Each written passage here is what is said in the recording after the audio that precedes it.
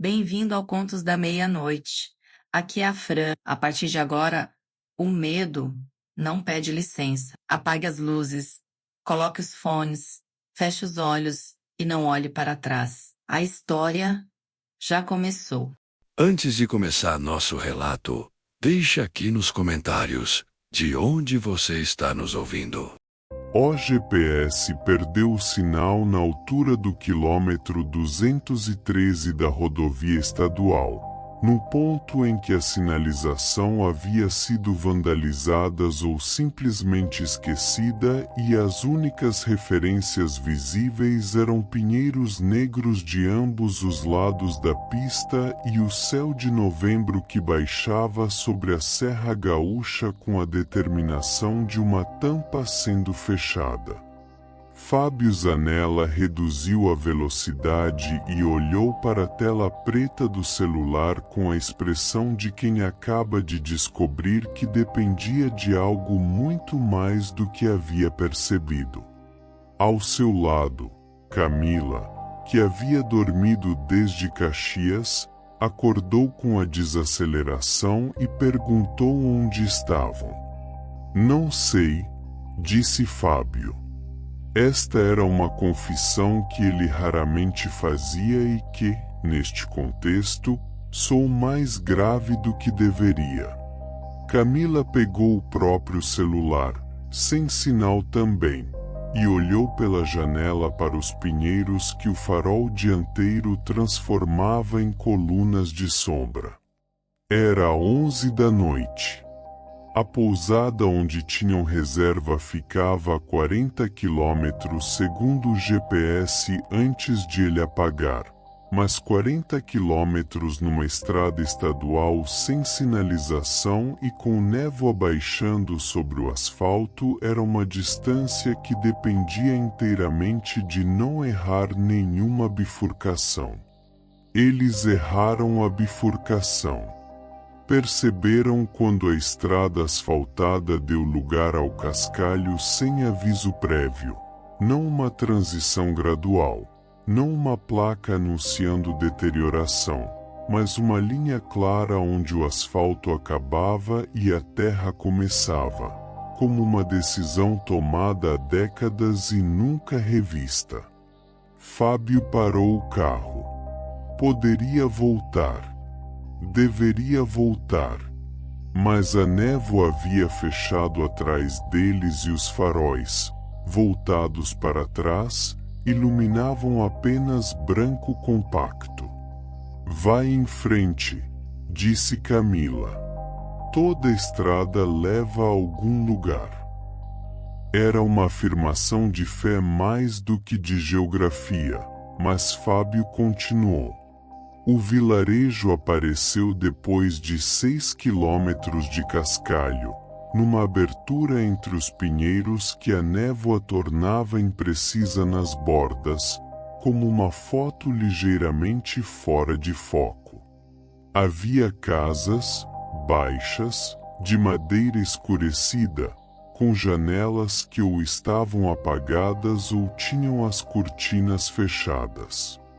Havia uma rua central de chão batido que o carro percorreu devagar enquanto Fábio e Camila olhavam para os dois lados sem ver ninguém.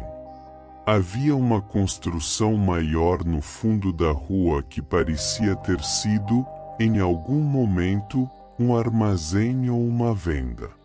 E havia, na frente desta construção, a única luz visível no vilarejo. Uma lanterna a querosene pendurada num gancho de ferro, oscilando levemente sem que houvesse vento. Tem gente aqui, disse Camila, mais para si mesma do que para ele. Fábio estacionou em frente ao armazém. Desceram. Cruz, cruz, cruz. O homem que estava dentro do armazém tinha 70 anos no mínimo, com um rosto que guardava a topografia específica de quem passou décadas no vento e na geada. Estava sentado atrás de um balcão de madeira que vendia, pela disposição das prateleiras atrás dele, uma miscelânea de produtos que pareciam não ter sido repostos em muito tempo. Latas sem rótulo, frascos com conteúdo indistinto, uma fileira de velas de toucinho que eram as únicas coisas claramente identificáveis. Ele olhou para Fábio e Camila quando entraram com a expressão de quem vê algo esperado mas não desejado. Nos perdemos, disse Fábio, o que era obviamente verdade. Você pode nos dizer como chegar a Gramado? O homem ficou em silêncio por um momento. Então disse: de onde vieram? Da BR, depois da estadual. O GPS. Não adianta GPS aqui, disse o homem. Não era explicação, era confirmação de algo que ele já sabia. Ninguém chega aqui de propósito. Camila disse: como é o nome do vilarejo? O homem olhou para ela. Era um olhar que ela não conseguiu qualificar na hora. Não hostil, não amigável. Um olhar de inventário, quase. Não tem nome, disse ele. Não que conste em mapa. Como pode um lugar não ter nome? Pode quando ninguém de fora sabe que existe. Pausa. E quando os que sabem preferem não falar. Havia algo na construção dessas frases, na precisão calculada delas, que fez Camila sentir um frio que não era do novembro da serra. Ela olhou para Fábio. Ele estava olhando para o homem com a expressão de quem está tentando decidir se deve levar a sério. Pode nos indicar o caminho? Disse Fábio. Posso, disse o homem. Mas não disse mais nada por um momento. Ficou olhando para os dois com aquele inventário silencioso. Então, mas não está noite. A estrada de volta você não vai achar na névoa. De manhã está claro. Tem algum lugar para passar a noite? O homem indicou com a cabeça para o fundo do armazém, onde havia uma porta. Tem um quarto que uso às vezes. É simples. Era simples. Uma cama de solteiro, um colchão duplo no chão, uma vela. O homem disse que voltaria de manhã com instruções e foi embora sem dar nome. Fábio e Camila ficaram no quarto olhando um para o outro. Estou com um mau pressentimento, disse Camila. Eu também, disse Fábio. Mas o que você quer fazer? Sair no escuro na névoa? Não havia resposta para isso. Eles deitaram sem tirar os sapatos. Cruz, cruz, cruz. De madrugada Camila acordou com o som de passos do lado de fora do quarto. Não um par de pés, muitos. O som de pessoas andando no chão batido da rua central, devagar, sem conversa. Sem o ruído natural que um grupo de pessoas ambulantes produziria. Apenas passos.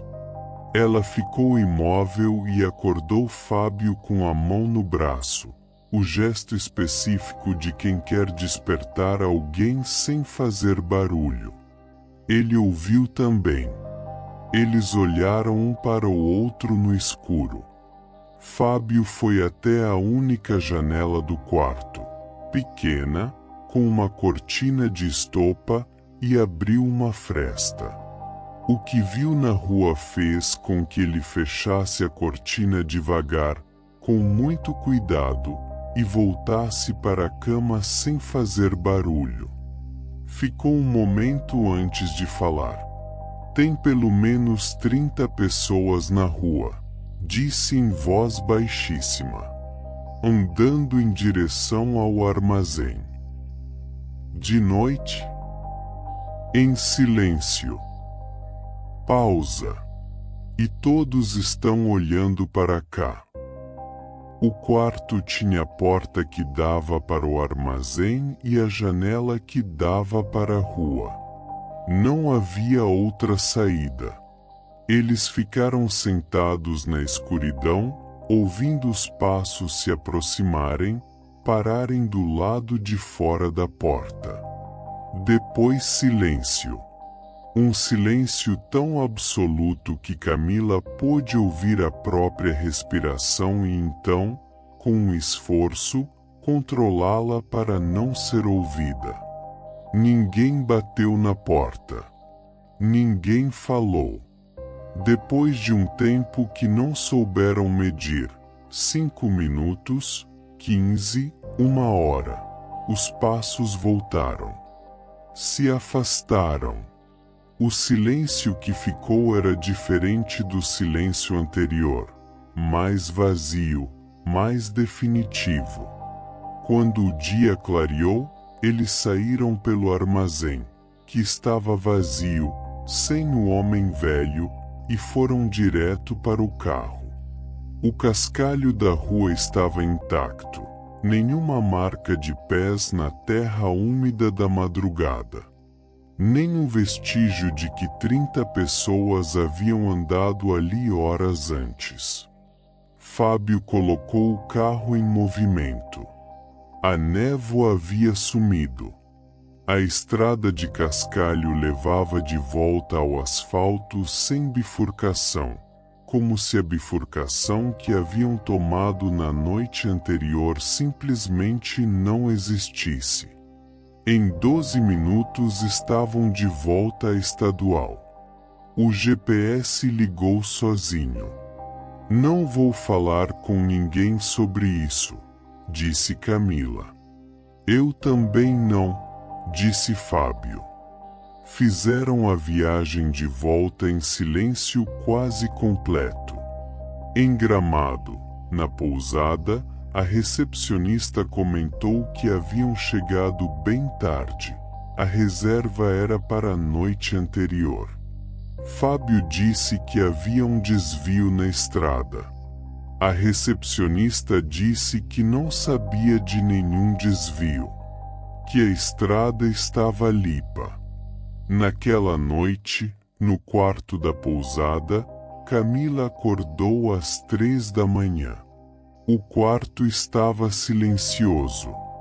Ela olhou para o teto por um longo momento. Então ouviu, do lado de fora da janela do segundo andar, o som de passos. Muitos passos. Lentos, sem conversa, sem o ruído que um grupo faria. Ela não abriu a cortina. De manhã, quando o sol entrou pelo vão da janela, ela procurou marcas na calçada molhada de orvalho lá embaixo. Não havia nada. Nenhuma marca. Como se ninguém houvesse passado. Como se ninguém tivesse estado lá.